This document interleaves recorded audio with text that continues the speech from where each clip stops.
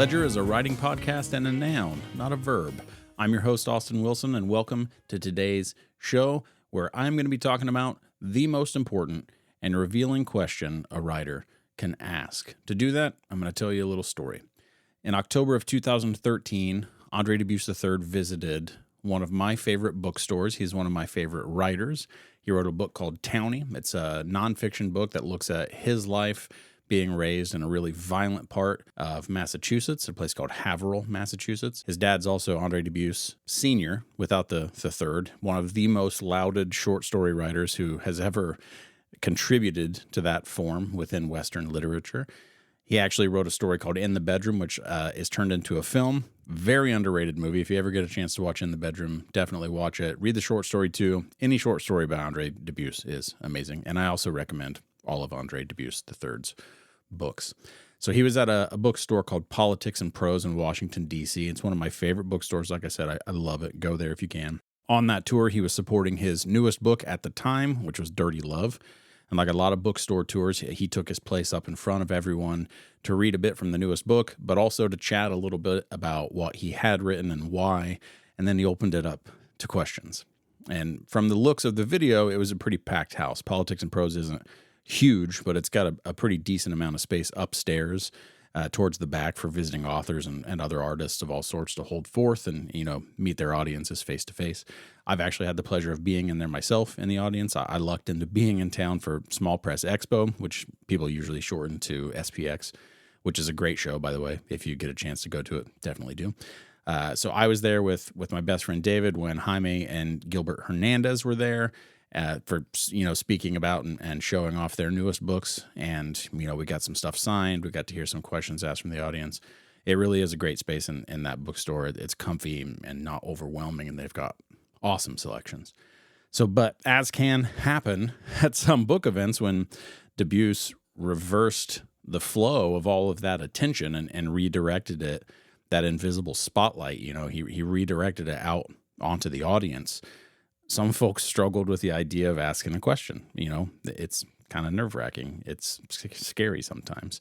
A few questions do get asked. One from a former student of Dubus's, but eventually the silence kind of builds up until Dubus looks out at the attendees and he says, "How many of you write yourselves?"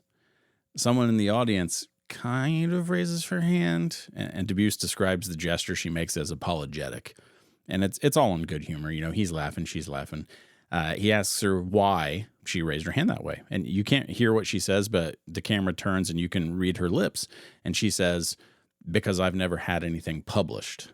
And that basically, you can see the bell go off in Dubus's head, because not only does he write and, write successful novels, but he teaches as well. So you could tell that he sort of expected this. And he said, "That's what I expected you to say." And he says a lot of stuff. I won't go into all of it. All of it's worth your time. You should definitely watch the whole video. I've got it linked in the show notes.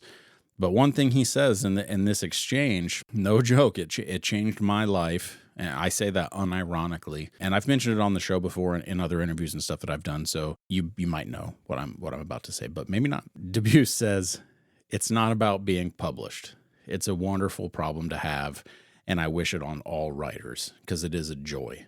And make sure this is me talking now, make sure you take note of those words, problem and joy, because those are doing a lot of lifting and really, really are important. And some of the stuff he's saying right there too. But then he went on to say, "If you can go a year without writing and feel just fine, you're not a writer.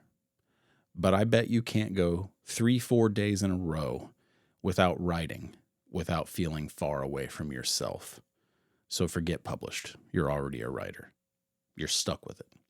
And again, he says all that in good humor, but also, holy smokes, that seriously reoriented my entire mindset towards myself as a writer, because I'd spent so many years worrying over accomplishments, things I hadn't achieved yet, and that those things would be what would finally settle this definition that I sought, that I was looking for in all that I did or hadn't done. So the big question, the title of this episode, the most important and revealing question a writer can ask themselves: am I a writer?